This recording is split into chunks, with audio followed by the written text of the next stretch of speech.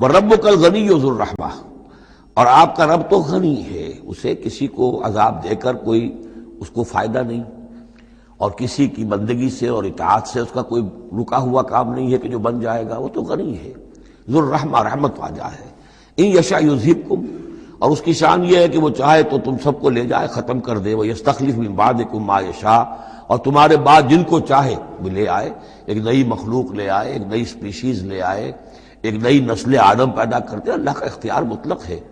کما انشأکم من ذریۃ قوم آخرین، جیسے کہ تمہیں اٹھایا ہے کسی اور قوم کی نسل میں سے۔ قوم عاد تھی عرب میں بڑی زبردست، لیکن جب اس کو تباہ و برباد کر دیا گیا